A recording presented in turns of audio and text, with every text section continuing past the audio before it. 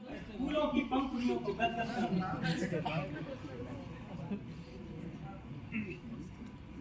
जैसे सुरभि का शीतल झोंका सबका आलिंगन करने के लिए गहवर रहता हो, वैसे ही जीवन की निरंतर परिस्थिति होनी चाहिए।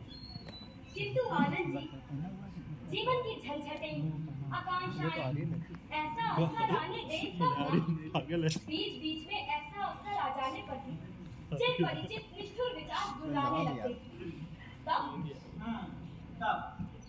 तब उन्हें पुचकारो, सहला दो, और अगर तब भी ना माने तो किसी एक का पक्ष ना लो।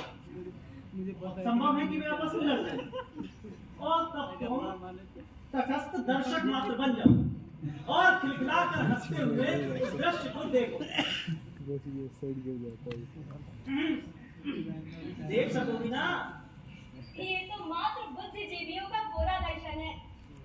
दर्शन से यथार्थ होता है देवी।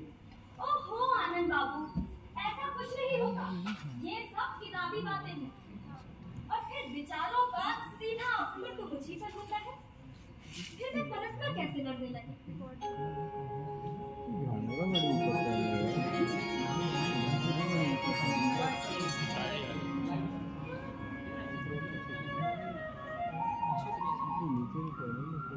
कितना मधुर है ये कथा।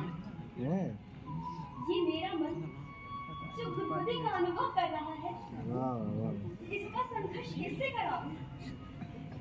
आनंद बाबू, आपके इस पूर्ण रहस्य के दार्शनिक तत्व को समझते समझते क्या प्रेम की सरलता, सहजता, कोमलता रह पाएगी?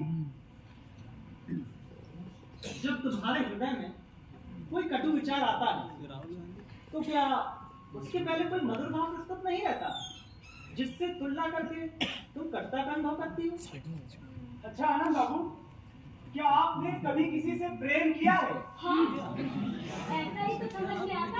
तो इससे स्पष्ट हो जाता है कि पवित्र हृदय मंदिर में दो कटु और मधुर भावों का द्वंद चला करता है, और उन्हीं में से एक विचार या भाव किसी दूसरे विचार या भाव पर आतंक जमा देता है। लेता होगा, किंतु आपकी ये बातें मेरी समझ में आई हो, किंतु तुम उस द्वंद के प्रभाव से मुक्त हो सकती हो। मान लो कि तुम किसी से प्रेम करती हो, स्नेह करती हो, और वो भी स्वयं से अधिक, और तुम्हारे हृदय में इसे सूचित करने के लिए इतनी व्याकुलता है। प्रेम तो मंदिर के दीपक की तरह होता है, पवित्र और शुभ सभी के लिए। ये गलत है यार, ये सही नहीं है। रही बात मेरी, तो मैं किसी से प्रेम करती हूँ या नहीं? यार मार रही है। कहीं इस पर मुझे दृढ़ निश्चय कर लेना चाहिए। दृढ़ निश्चय को बीच में लाकर तुमने मेरी विचारधारा को दूसरी तरफ बढ़ा दिया। दृढ़ निश्चय ये बंधन है, और प्रेम की स्वतंत्र आत्मा को बंदी गृह में ना डालो, नहीं तो इसका स्वास्थ्य, सरलता, सौंदर्य सब नष्ट हो जाएगा। है ये सत्य है क्या? किंतु प्रेम तो केवल प्रेम होता है, सरल, सरस, मर्यादित। कब, कहाँ, किससे हो जाए कोई नहीं जानता।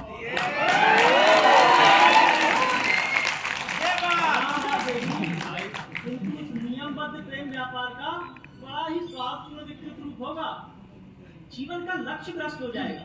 और वो लक्ष्य क्या है?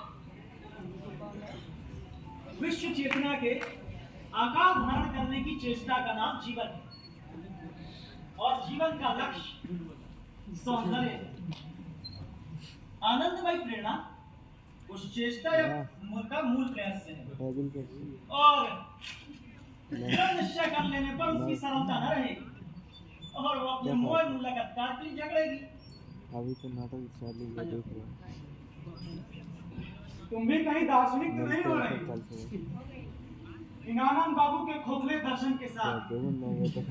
अच्छा एक बात बताओ, क्या इनके उन्मुक्त प्रेम को हमारा ये समाज स्वीकार करेगा?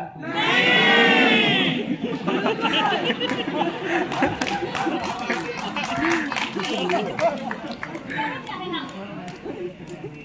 मैं तो चली आनंद बाबू से खाने की व्यवस्था करने।